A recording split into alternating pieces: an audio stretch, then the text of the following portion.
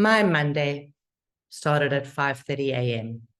I woke up my two grumbling teenagers and lovingly, sort of, presented them with cooked breakfast before school. Two lunch boxes were packed, dishwasher unstacked and restacked, considering some time for coffee. Then the fun and games start. Mom, where's my school tie? Somebody's put it somewhere. Guess who that somebody is? Mom, I can't find my school shirt. Somebody's moved it. I scrambled out the door to make it to the first bus stop by 6. Bye, love. Have a wonderful day and good luck for your test. Back home, finally, a shot of coffee. Now it's time to get the second team to school by 7. Arguing all the way down to school about how unfair the matric timetable is. How's he going to fit in all the studying? We're talking about pet rage, covered a lot of topics on the way to school. All being the good mum, trying to make those reassuring noises. Don't worry, you've got this. We'll make sure that you eat well, sleep well, keep your exercise up. Back home, grab that coffee. Yeah, it's cold now.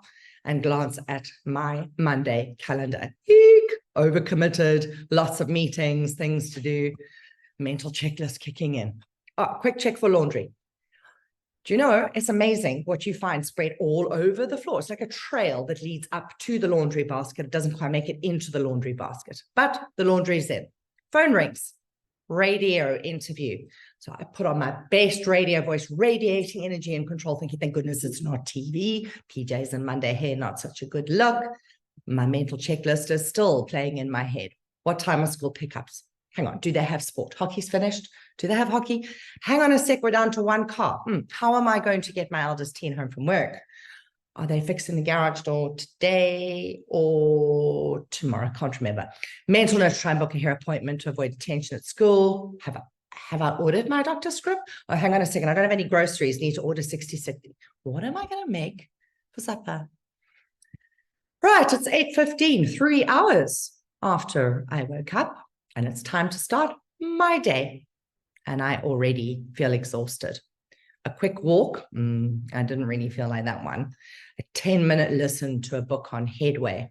That's apparently going to make me the most interesting person in the room. I'll let you know how that goes. No idea what I listened to. 9 o'clock, in front of my laptop, and it's time to start work. Breathe. I've got this. And this happens every day. Every day. The mental load of being a working mom is just staggering. Some days are better than others, but I'm lucky. I don't need to drive into an office and report to a boss. I'm in charge of my own calendar. I get to do what I want to do with my time, and I don't work the 8 till 5. In fact, I'm even supposed to be working a 4-day work week. I am in charge of the South African initiative after all. Well, after all of that, 3 hours worth of my morning, consider how many hours a day that we spend, or working moms spend, caring for children, making meals for their families, doing their housework, homework, etc. And for some working moms, this is as high as 4 hours a day. That's a half-day job.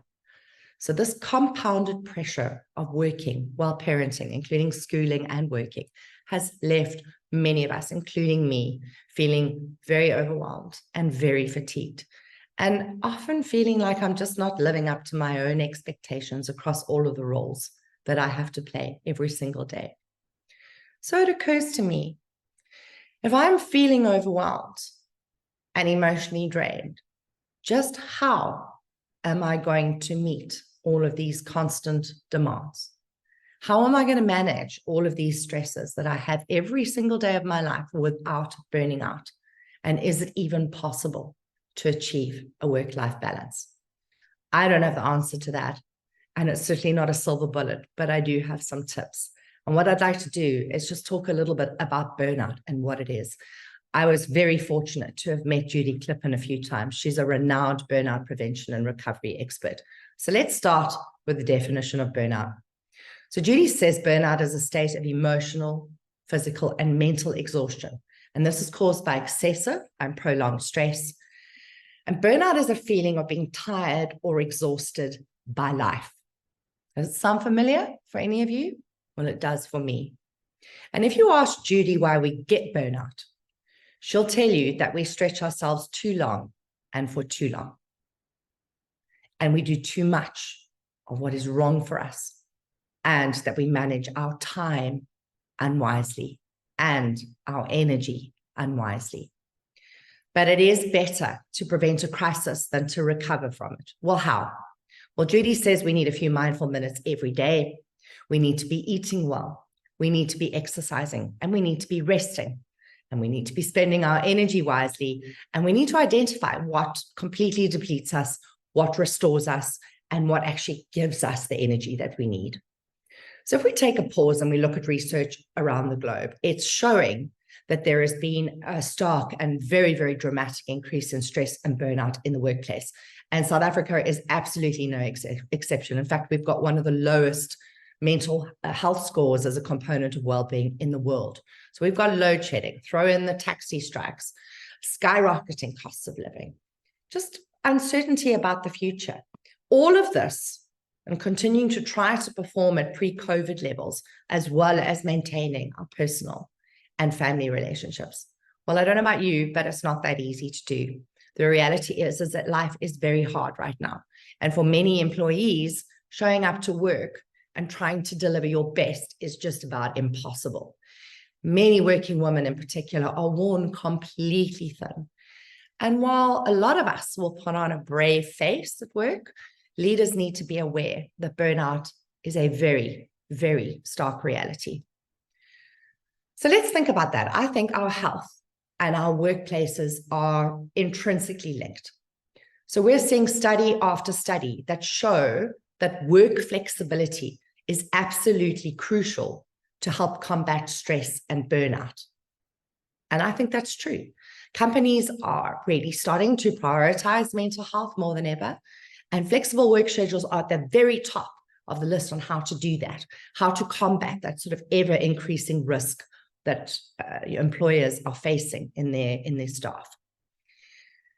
But I do feel that some companies are sliding back into the old rigid way of doing things. There are calls to come back to the office, that good old bums on seats. If they're sitting there, they must be busy and producing work. Well, that's a lie. And I don't want to see the progress we've made in the last few years falling by the wayside. My view on this is flexible work is no longer a perk conceived during a once-in-a-lifetime health pandemic. Flexibility is also not a nice to have. It's a necessity, and especially for working women.